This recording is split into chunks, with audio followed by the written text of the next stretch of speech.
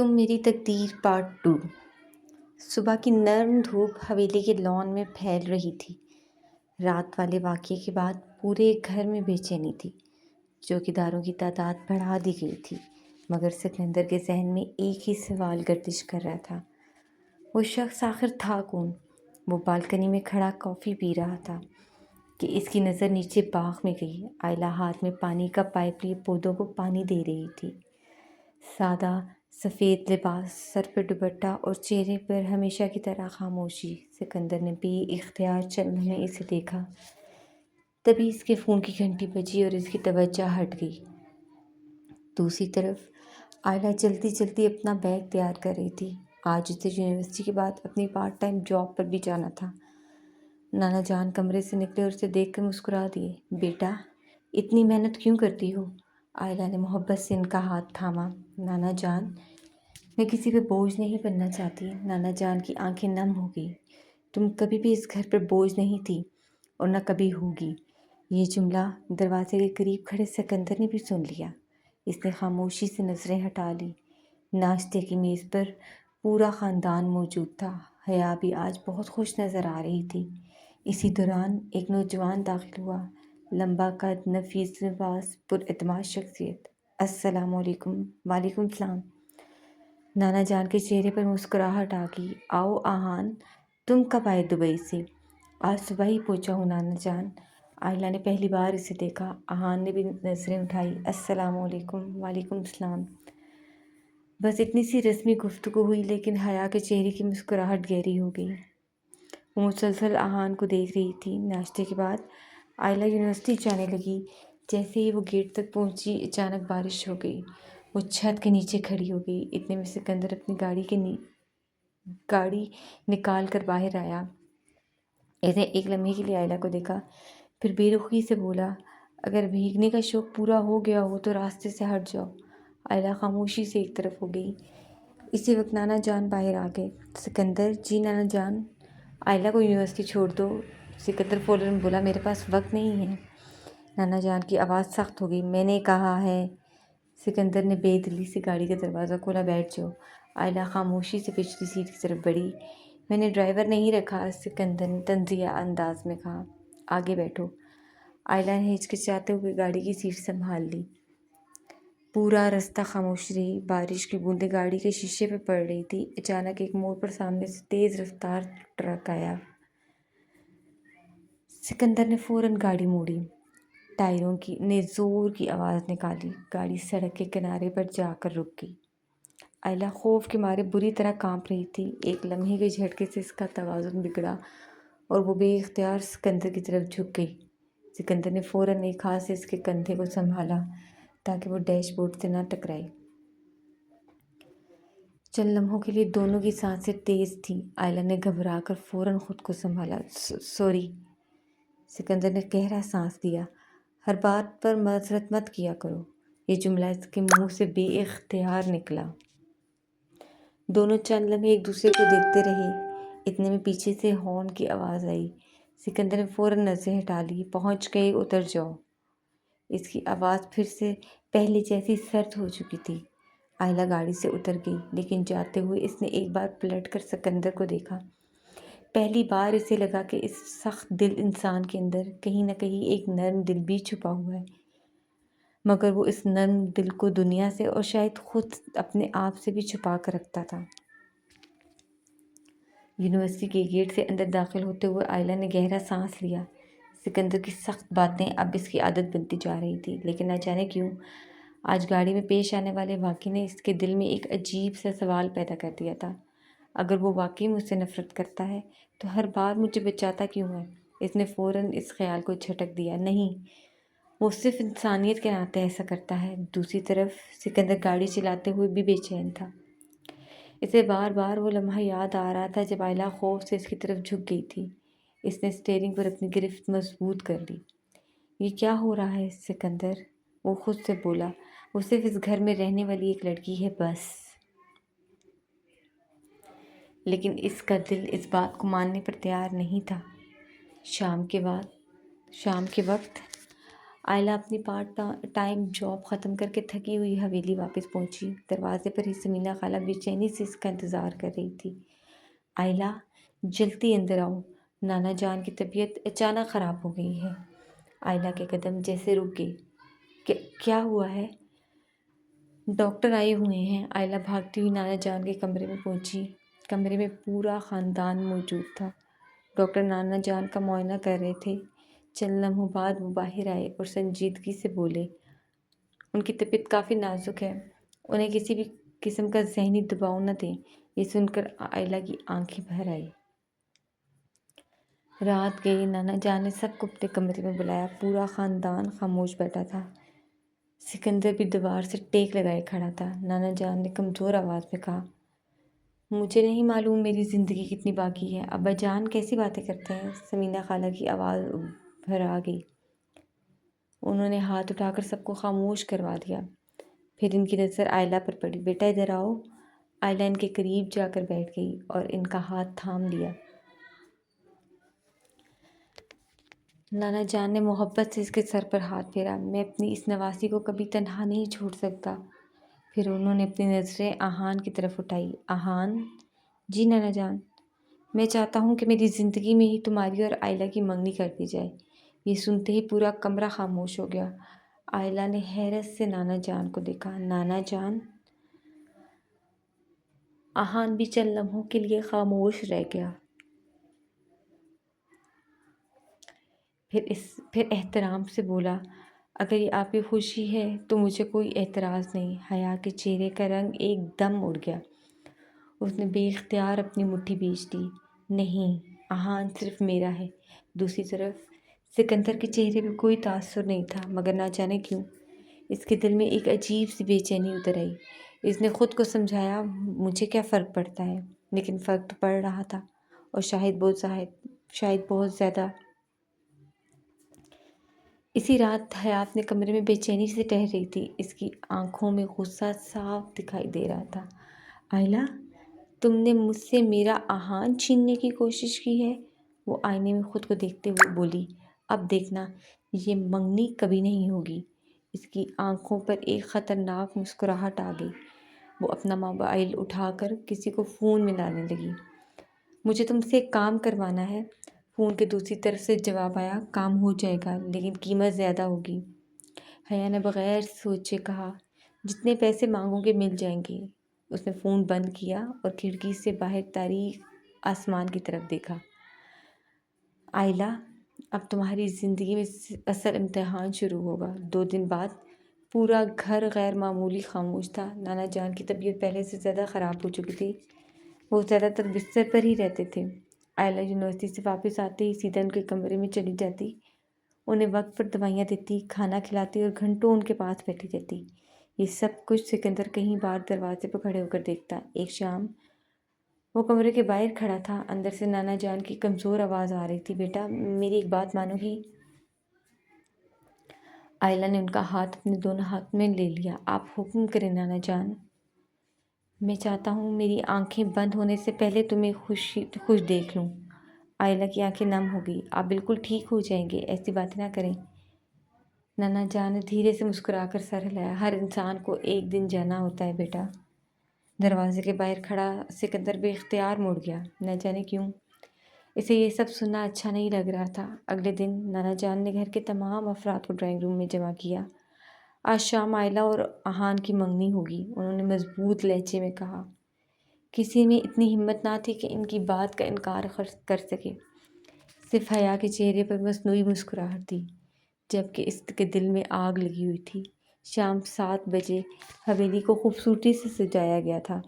قریبی رشتہ دار بھی آ چکے تھے۔ آئلہ ہلکے آسمانی رنگ کے لباس میں بہت سادہ مگر بے حد خوبصورت لگ رہی تھی۔ وہ آئینے کے سامنے کھڑی تھی کہ سمینہ خالہ اس کے پاس آئی۔ اللہ تمہیں ہمیشہ خوش رکھے میری بچی۔ انہوں نے آئلہ کی پیشانی چوم لی۔ آئلہ نے بمشکل مسکرانے کی کوشش کی۔ اس کے دل میں خوشی سے زیادہ ایک عجیب سا خوف تھا، جیسے کچھ ہونے والا ہو۔ دوسری طرف سکندر اپنے کمرے کی بالکنی میں کھڑا نیچے ہونے والی تیاریوں کو دیکھ رہا تھا۔ اس کا دوست حمزہ پاس آیا۔ یار، سب نیچے تمہارا انتظار کر رہے ہیں۔ سکندر نے کوئی جواب نہ دیا۔ حمزہ نے شرارتی انداز میں کہا، ویسے آج تم کافی خاموش ہو۔ کچھ نہیں، کیا بات ہے؟ آئلہ کی منگنی ہے اس لیے موڈ آف ہے؟ سکندر نے فوراً غصے سے اس کی طرف دیکھا۔ فضول باتیں بند کرو۔ حمزہ ہنس پڑا۔ اچھا، غصہ کیوں ہو رہے ہو؟ میں تو مذاق کر رہا تھا۔ سکندر خاموش ہو گیا، لیکن حمزہ کی بات اس کے دل میں کہیں اتر گئی تھی۔ نیچے منگنی کی رسم شروع ہونے والی تھی۔ احان انگوٹھی ہاتھ میں لیے بیٹھا تھا۔ آئلہ نظریں جھکائے خاموش بیٹھی تھی۔ نانا جان کے چہرے پر برسوں بعد اطمینان نظر آ رہا تھا۔ جیسے ہی احان نے انگوٹھی اٹھائی، اچانک حویلی کے مرکزی دروازے سے ایک نوجوان تیزی سے اندر داخل ہوا۔ رک جائیے۔ پورا ہال خاموش ہو گیا۔ سب کی نظریں اس اجنبی پہ جم گئی۔ وہ سیدھا نانا جان کے سامنے آ کر کھڑا ہو گیا۔ یہ منگنی نہیں ہو سکتی۔ کیوں؟ نانا جان نے سخت لہجے میں پوچھا۔ اس نوجوان نے جیب سے چند تصویریں نکالی اور میز پر رکھ دی۔ کیوں نہ آئلہ کسی اور سے محبت کرتی ہے؟ ہال میں جیسے بم پھٹ گیا۔ آئلہ نے حیرت سے تصویروں کی طرف دیکھا۔ وہ تصویریں ایڈٹ کی گئی تھیں، جن میں ایسا دکھایا گیا تھا جیسے وہ کسی نامعلوم لڑکے کے ساتھ بہت قریب ہو۔ یہ جھوٹ ہے۔ آئلہ کی آواز کانپ گئی۔ میں اس لڑکے کو جانتی تک نہیں۔ احان خاموشی سے تصویروں کو دیکھ رہا تھا۔ پورے گھر میں سرگوشیاں شروع ہو گئی۔ حیا نے نظریں جھکا لی تاکہ کوئی اس کے چہرے پر چھپی ہوئی کامیابی نہ پڑھ سکے۔ سکندر نے پہلی بار تصویروں سے زیادہ آئلہ کے چہرے کو دیکھا۔ اس کی آنکھوں میں خوف تھا، بے بسی تھی اور سب سے بڑھ کر سچائی تھی۔ اس کے دل نے پہلی بار کہا، شاید آئلہ واقعی بے قصور ہے۔ وہ ایک قدم آگے بڑھا، مگر اسی لمحے نانا جان کے سینے میں شدید درد اٹھا۔ آ اللہ! وہ اپنا سینہ پکڑ کر گرنے لگے۔ نانا جان! آئلہ چیختی ہوئی ان کی طرف دوڑی۔ پورا گھر افراتفری میں بدل گیا۔ حویلی میں ہر طرف بھگدڑ مچ گئی۔ جلدی گاڑی نکالو، ڈاکٹر کو فون کرو۔ نانا جان! آئلہ نے روتے ہوئے نانا جان کا ہاتھ تھامنے بیٹھی تھی۔ نانا جان، آنکھیں کھولیں پلیز۔ اس کی آواز کانپ رہی تھی۔ سکندر نے فوراً نانا جان کو اپنی باہوں میں اٹھایا اور تیزی سے باہر کی طرف بڑھا۔ حمزہ، گاڑی کھولو۔ چند لمحوں میں سب لوگ ہاسپٹل کی طرف روانہ ہو گئے۔ اسپتال۔ ڈاکٹرز فوراً نانا جان کو ایمرجنسی میں لے گئے۔ سرخ بتی جلتے ہی سب کی نظریں دروازے پر جم گئیں۔ آئلہ دیوار کے ساتھ بیٹھی مسلسل دعائیں کر رہی تھی۔ اس کے آنسو رکنے کا نام نہیں لے رہے تھے۔ اسی دوران تھپڑ۔ پورے کوریڈور میں آواز گونج اٹھی۔ آئلہ کا چہرہ ایک طرف مڑ گیا۔ یہ تھپڑ اس کی بڑی خالہ نے مارا تھا۔ منحوس لڑکی! وہ غصے سے چیخیں۔ جس دن سے ہمارے گھر آئی ہو، سکون ختم ہو گیا ہے۔ آئلہ کی آنکھوں سے آنسو بہنے لگے۔ میں نے کچھ نہیں کیا۔ چپ! بڑی خالہ نے پھر ڈانٹا۔ ہم نے پہلے ہی کہا تھا اسے اس گھر میں مت لاؤ۔ آئلہ خاموش کھڑی رہی۔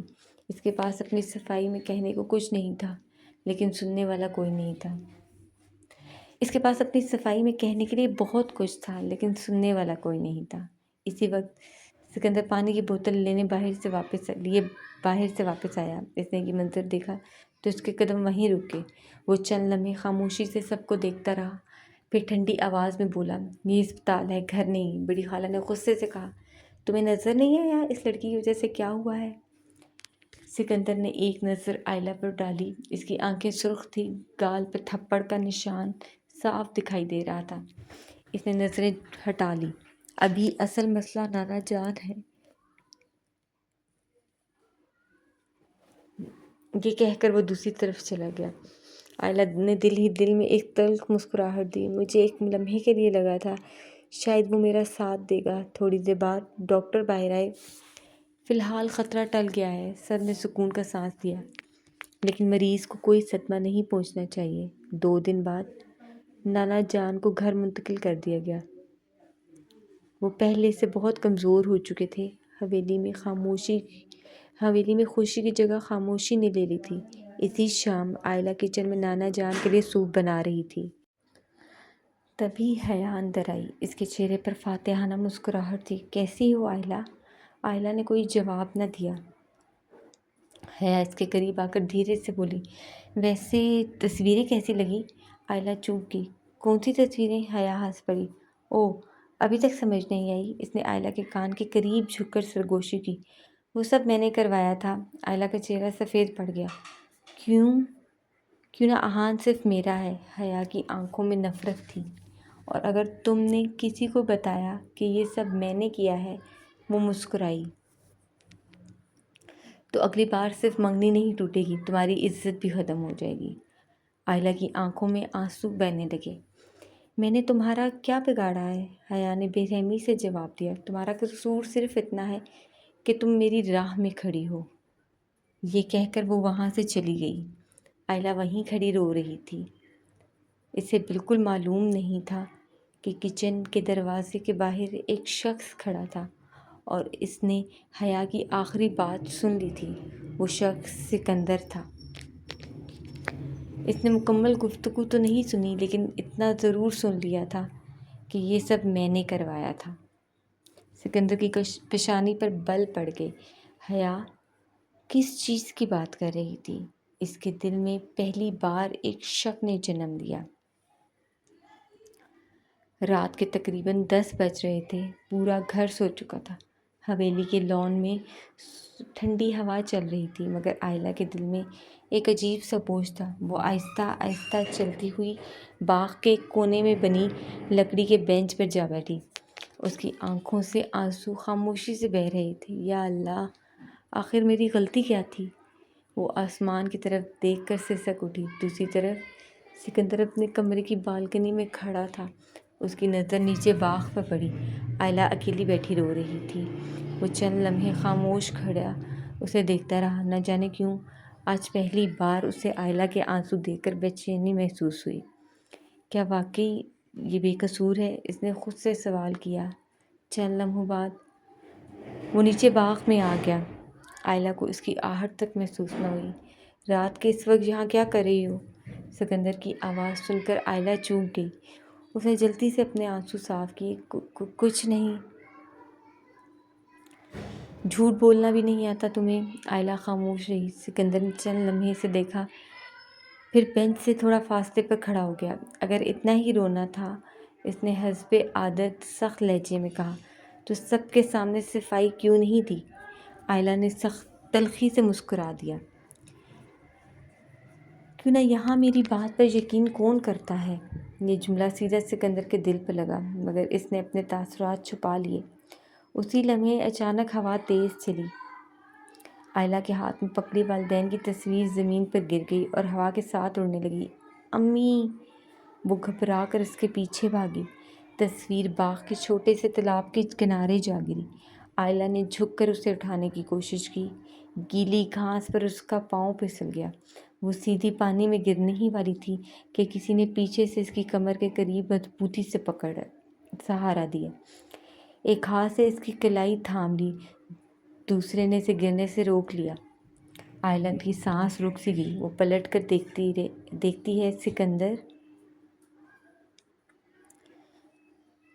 دونوں کے درمیان صرف چند انچ کا فاصلہ تھا۔ آئلہ کی دھڑکن بے قابو ہو رہی تھی۔ سکندر نے اس کی آنکھوں میں خوف دیکھا۔ چند لمحوں تک دونوں ایک دوسرے کو دیکھتے رہے۔ وقت جیسے تھم سا گیا۔ پھر سکندر نے فوراً سے سیدھا کھڑا کیا اور ایک قدم پیچھے ہٹ گیا۔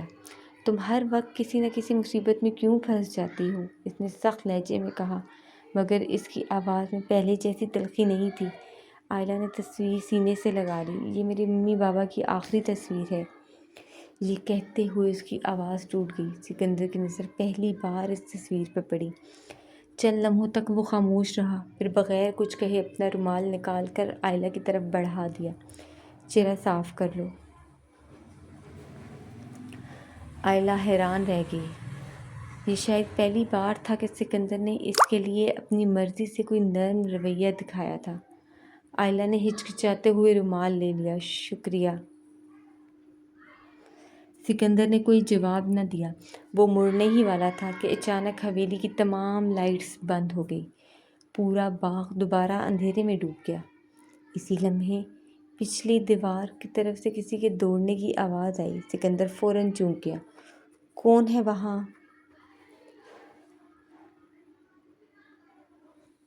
اس نے تیزی سے آواز کی طرف دوڑ لگائی۔ آئلہ بھی گھبرا کر اس کے پیچھے بھاگی۔ خوف کی شدت سے اس نے لاشعوری طور پر سکندر کی قمیض کا پچھلا حصہ مضبوطی سے پکڑ لیا۔ سکندر ایک لمحے کو رکا۔ اس نے پلٹ کر آئلہ کی کانپتی ہوئی انگلیوں کو دیکھا۔ ڈر لگ رہا ہے؟ آئلہ نے آہستہ سے سر ہلا دیا۔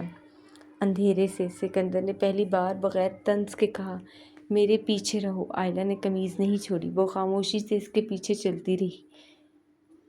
دونوں دیوار کے قریب پہنچے ہی تھے کہ ایک نقاب پوش شخص پھلانگ کر باہر کود گیا۔ سکندر بھی اس کے پیچھے بھاگا، لیکن چند لمحے بعد واپس آیا، پھر بچ گیا۔ وہ غصے سے بولا۔ اسی دوران آئلہ نے زمین پر ایک چیز دیکھی۔ سکندر! اس نے دھیرے سے آواز دی۔ یہ دیکھیے۔ زمین پر ایک کالا چمڑے کا پرس پڑا تھا۔ سکندر نے پرس اٹھایا، اسے کھولا اور اندر موجود ایک کارڈ دیکھ کر اس کے چہرے کا رنگ بدل گیا۔ یہ؟ وہ بے اختیار چونک اٹھا۔ پرس کسی عام چور کا نہیں تھا، بلکہ اس شخص کا تھا جس پر خاندان آنکھیں بند کر کے اعتماد کرتا تھا۔ سکندر نے پرس مضبوطی سے بند کر دیا۔ آئلہ نے حیرت سے اس کی طرف دیکھا۔ کس کا ہے؟ سکندر نے ایک لمحہ خاموش رہ کر جواب دیا، ابھی تمہیں کچھ جاننے کی ضرورت نہیں۔ اس نے پرس اپنی جیکٹ کی جیب میں رکھ لیا۔ چلو اندر چلتے ہیں۔ آئلہ نے محسوس کیا کہ سکندر کے چہرے پر پہلی بار پریشانی صاف نظر آ رہی تھی۔ اگلی صبح نانا جان کی طبیعت کچھ بہتر تھی۔ ڈاکٹر نے آرام کا مشورہ دیا تھا۔ آئلہ ناشتے کی ٹرے لے کر ان کے کمرے میں گئی۔ نانا جان نے مسکرا کر اسے اپنے پاس بٹھا لیا۔ بیٹا؟ جی نانا جان۔ انہوں نے محبت سے اس کا ہاتھ تھاما۔ کل جو کچھ ہوا، اس کے بعد بھی مجھے تم پر پورا یقین ہے۔ یہ سنتے ہی آئلہ کی آنکھوں سے آنسو بہنے لگے۔ نانا جان، مجھے معلوم ہے میری بیٹی ایسا کبھی نہیں کر سکتی۔ آئلہ بے اختیار ان کے گلے لگ کر رو پڑی۔ دوسری طرف حیا اپنے کمرے میں بے چینی سے چہل قدمی کر رہی تھی۔ وہ لڑکا ابھی تک واپس کیوں نہیں آیا؟ وہ خود سے بولی۔ اسی وقت اس کے فون پر ایک پیغام آیا، کام مکمل ہو گیا لیکن میرا پرس حویلی میں رہ گیا ہے۔ حیا کے چہرے کا رنگ اڑ گیا۔ یا اللہ! اسی وقت سکندر اپنے کمرے میں وہی پرس دوبارہ کھول کر بیٹھا تھا۔ اس میں ایک شناختی کارڈ، کچھ رسیدیں اور ایک چھوٹی سی تصویر تھی۔ وہ سوچ میں ڈوب گیا۔ اگر یہ آدمی واقعی کل رات حویلی میں تھا تو کس کے کہنے پر آیا تھا؟ اس کے ذہن میں پہلی بار حیا کی ادھوری بات گونجی، یہ سب میں نے کروایا تھا۔ شام کو نانا جان نے سب کو ڈرائنگ روم میں دوبارہ بلایا۔ میں اپنی زندگی میں ہی آئلہ کی منگنی مکمل کرنا چاہتا ہوں۔ آہان نے احترام سے سر جھکا دیا۔ آئلہ خاموش تھی۔ اس کے دل میں ایک عجیب سی گھبراہٹ تھی۔ حیا نے بھی مسکرا کر سب کے سامنے خوش ہونے کا ڈرامہ کیا۔ جیسے ہی انگوٹھی آئلہ کی طرف بڑھائی گئی، اچانک آہان کا فون بجا۔ اس نے معذرت کرتے ہوئے کال اٹھائی۔ چند لمحوں بعد اس کے چہرے کا رنگ بدل گیا۔ کیا؟ وہ حیرت سے بولا۔ تم سچ کہہ رہے ہو؟ اس نے فون بند کر دیا۔ پھر اپنی جیب سے موبائل نکالا۔ کسی نے اسے چند تصاویریں اور ویڈیوز بھیجی تھی۔ ایڈٹ کی گئی تصویروں کے ساتھ ایک جعلی چیٹ بھی تھی، جس سے ایسا لگ رہا تھا کہ آئلہ کا کسی لڑکے سے خفیہ تعلق ہو۔ آہان نے غصے سے موبائل آئلہ کے سامنے کر دیا۔ یہ سب کیا ہے؟ آئلہ نے موبائل دیکھا تو اس کے ہاتھ کانپنے لگے۔ یہ جھوٹ ہے، میں قسم کھاتی ہوں یہ سب جھوٹ ہے۔ آہان نے ایک قدم پیچھے ہٹایا۔ میں جھوٹ اور سچ میں فرق کر سکتا ہوں۔ مجھے ایسی لڑکی سے کوئی رشتہ نہیں رکھنا۔ یہ کہہ کر اس نے ہاتھ میں پکڑی انگوٹھی میز پر رکھ دی۔ پورا ہال خاموش ہو گیا۔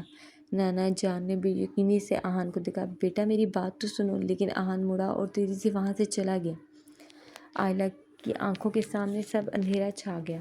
اس کی منگنی سب کے سامنے ٹوٹ چکی تھی۔ اسی لمحے حیا نے چوری سے ایک مسکراہٹ چھپائی، لیکن یہ مسکراہٹ زیادہ دیر تک قائم نہ رہ سکی، کیونکہ سکندر کی نظریں پہلی بار اس پر ٹھہر گئی تھی۔ اسے محسوس ہوا حیا ضرورت سے زیادہ مطمئن دکھائی دے رہی تھی اور یہ بات سکندر کے دل میں شک کو مزید گہرا کر گئی۔ آئلہ خاموشی سے وہاں سے نکل گئی اور حویلی کے پچھلے باغ میں جا کر پھوٹ پھوٹ کر رو دی۔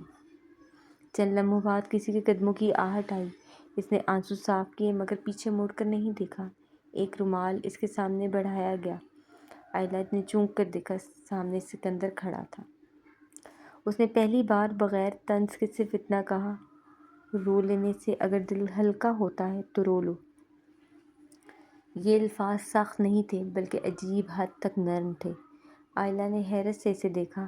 سکندر چند لمحے خاموش رہا، پھر بولا، لیکن ایک بات یاد رکھو، اگر تم واقعی بے قصور ہو تو میں اصل مجرم کو ڈھونڈ کر رہوں گا۔ آئلہ کی آنکھوں میں پہلی بار امید کی ہلکی سی کرن جاگی، لیکن دونوں میں سے کوئی نہیں جانتا تھا کہ سچ کی قیمت پورے خاندان کو چکانی پڑے گی۔ پارٹ 3 انشاءاللہ کل اپلوڈ کر دیا جائے گا۔ پلیز میرے چینل کو سبسکرائب بھی کر دیجیے۔ تھینک یو سو مچ۔ اللہ حافظ۔